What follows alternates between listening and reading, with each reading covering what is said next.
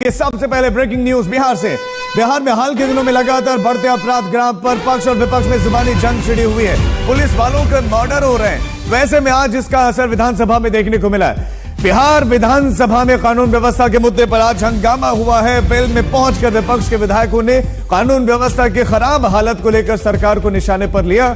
पिछले एक हफ्ते में अपराध की कई वारदातों से बिहार हिला हुआ है। अररिया, मुंगेर में 2 एएसआई की हत्या कर दी गई। बिहार पुलिस बैकफुट पर है। मनेर, नवादा, जहानाबाद में होली के दौरान पुलिस पर ही पथराव हो गया और आज विधानसभा में इसी मुद्दे पर विपक्ष ने सरकार को घेर लिया।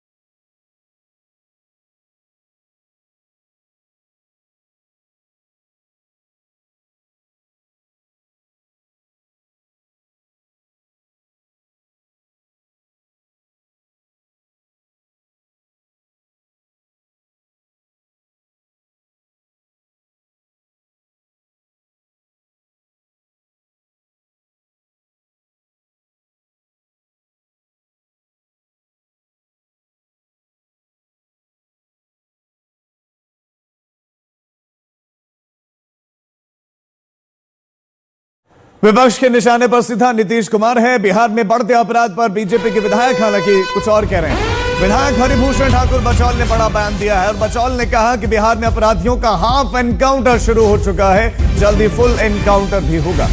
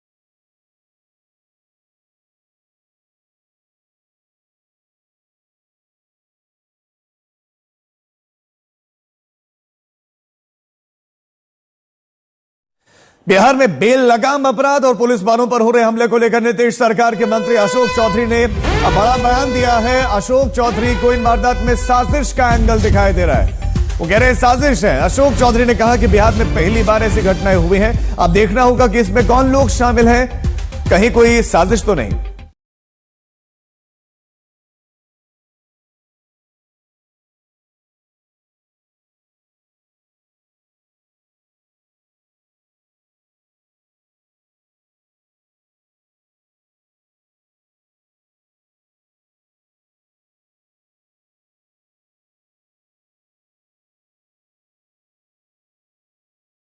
और इसी खबर पर और ज्यादा जानकारी के साथ हमारे संवाददाता शशि भूषण हमारे साथ जुड़ गए। शशि भूषण, इस विषय का कानून व्यवस्था का क्या असर इस समय देखने को मिल रहा है वो तो आप बताएं, लेकिन जब बीजेपी के सभी नेता कह रहे हैं कि साजिश है तो उस साजिश का पर्दाफाश कौन करेगा और कब?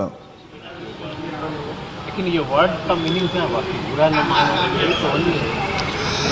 देखिए राजीव, सबसे पहली खबर आपको ये दे दें कि अभी विपक्ष ने वॉकआउट किया है विधानसभा के अंदर से और विपक्ष जो है इस वक्त वो सदन से बाहर निकल गया है। और देखिए यहाँ विपक्ष के भी विधायक है हमारे साथ, कुमार सर्वजीत और साथ ही साथ हरिभूषण ठाकुर बचौल जो बीजेपी के विधायक हैं, वो भी आप लोगों ने वॉकआउट कर दिया कानून व्यवस्था के मुद्दे को लेकर के। आखिर क्या वजह रही? व्यवस्था है, हम लोगों ने प्रश्न पूछा था कि क्या 5 वर्षों में मंदिर और मस्जिद की घेराबंदी के लिए जिलाधिकारी और एसपी ने कोई कमेटी बनाकर, जो कमेटी बनी उसमें बैठक हुई कि नहीं हुई?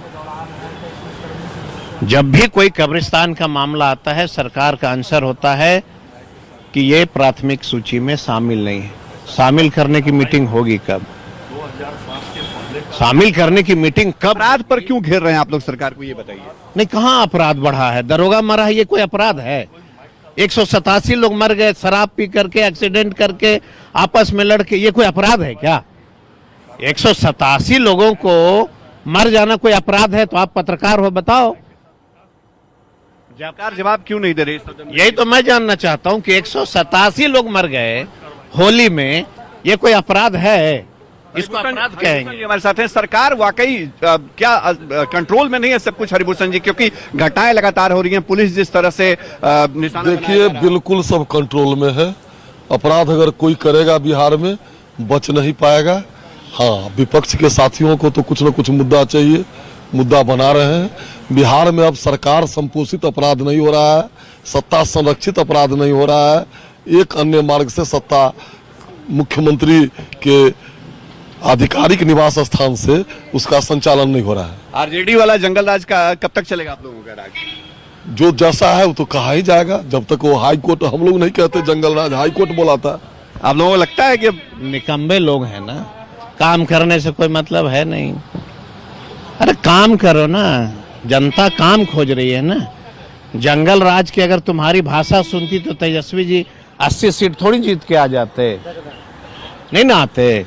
तो मुझे लगता है कि ये होली में 187 लोगों की मौत हुई है, इसको जंगल राज नहीं कहा जा सकता है। चलिए, तो सदन के अंदर भी गर्माहट है, बाहर भी तलखी आप देख सकते हैं राजीव की। सत्ता पक्ष और विपक्ष के विधायक एक दूसरे के आमने सामने खड़े हैं और लंच से ठीक पहले तक ये गर्माहट रही है और लंच के बाद भी शायद यही सब कुछ देखने को सदन के अंदर मिलेगा। राजीव, बहुत शुक्रिया शशि भूषण आपका इस तमाम जानकारी के लिए। और अब आपको सीधे लिए चलते हैं देश की राजधानी दिल्ली, जहां जंतर मंतर पर वक्फ संशोधन बिल को लेकर समर्थन और विरोध में प्रदर्शन चल रहा है। जंतर मंतर में सुबह से all India Muslim personal law board और अन्य मुस्लिम संगठन, कुछ पॉलिटिकल पार्टीज के नेता भी इस विरोध प्रदर्शन के लिए वहां पर पहुंचे और अब बिल के समर्थन में हिंदू संगठन के लोग प्रदर्शन कर रहे हैं। तो दो तस्वीरें, एक तरफ असदुद्दीन ओवैसी की पार्टी, खुद असदुद्दीन ओवैसी, हमें इमरान मसूद भी दिखाई दिए, कुछ पॉलिटिकल पार्टीज के और नेता भी, सलमान खुर्शीद भी, तमाम जो है मुस्लिम संगठनों से जुड़े हुए लोग तो थे, लेकिन अब हिंदू जो है संगठन भी बिल के समर्थन में प्रदर्शन कर रहे हैं। हमारे संवाददाता जितेंद्र बहादुर सिंह इस समय हमारे साथ जुड़ गए। जितेंद्र, बताइए, एक तरफ मुस्लिम संगठनों का प्रदर्शन और हिंदू संगठन भी उतर आए हैं, उनकी क्या मांग?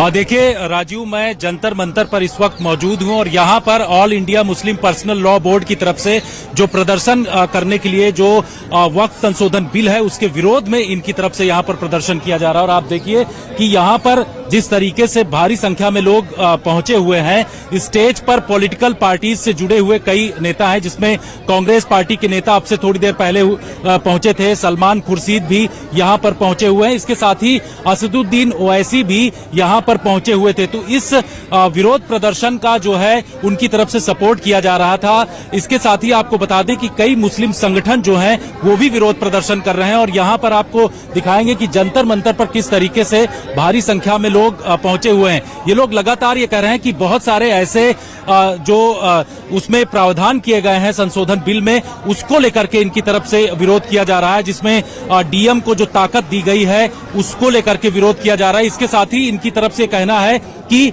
जिस तरीके से अलग अलग जो संपत्तियां हैं उसको इनकी तरफ से वक्फ किया जाता है और उस पर अधिकार अगर सरकार की तरफ से किया जाएगा तो वो ठीक नहीं, इस तरीके का विरोध इनकी तरफ से किया जा रहा है। यहाँ बहुत सारे लोग हैं, कई युवा भी हैं जो कि इस तरीके से यहाँ पर मौजूद हैं और इसका विरोध प्रदर्शन कर रहे हैं। आप ये बताइए, विरोध प्रदर्शन है वक्फ बिल को लेकर के, लेकिन इसमें किस बात को लेकर के आप लोगों को नाराजगी है? सरकार की तरफ से कहना है कि इससे फायदा होगा जो गरीब मुसलमान।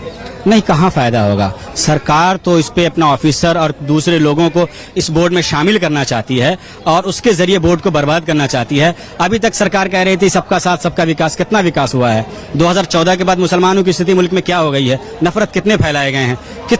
जो है हर जगह मुसलमानों को बाइकाट करने की बातें हो रही हैं, हर जगह मुसलमानों को नीचा दिखाने की, दूसरे नंबर का शहरी बना दिया है इस बीजेपी ने मुसलमानों को हिंदुस्तान। लेकिन आप जिस तरीके से बात कर रहे हैं उसमें, जिन तथ्यों की आप बात कर रहे हैं उसमें किसी भी तरीके से जो तथ्यों के एनालिसिस है, अगर हमने जेपीसी चेयरमैन से बात किया तो उन्होंने कहा किसी भी तरीके का नुकसान नहीं है, सिर्फ भ्रम फैलाया जा रहा है। चेयरमैन ने तो बात नहीं करने दी है। चेयरमैन ने तो जो हमारे दूसरे लोग थे उसमें शामिल थे उस कमेटी के अंदर, उनकी उसको बात नहीं करने दी, उनको निकाल दिया गया, उनके साथ जुल्म ज्यादती हुई। जो हमारे दूसरे मेंबरान थे उनको सही से अपनी बात रखने की नहीं दी है। सारे मेंबरान ने कहा, वैसी साहब ने सबने कहा कि हमें सही तरीके से बात नहीं रखी, हमारी बात नहीं मानी गई है। जो उसके जो कमेटी का जो सरबराह था उसने किसी की बात नहीं मानी है। हुकूमत के इशारे पे सारा काम हो रहा था, उन्होंने तैयार किया और हुकूमत को दे दिया। हमारी यही मांग है, मैं आपके चैनल के से हुकूमत से कहना चाह रहा हूँ, ये वक्फ हम लोगों के बाप दादाओं की प्रॉपर्टी है, ये अल्लाह का वक्फ है, ये अल्लाह के लिए होता है। ये मुसलमान जो हिंदुस्तानी मुसलमानों, गरीबों, यतीमों, बेवाओं की प्रॉपर्टी है। इसमें आप ये आपको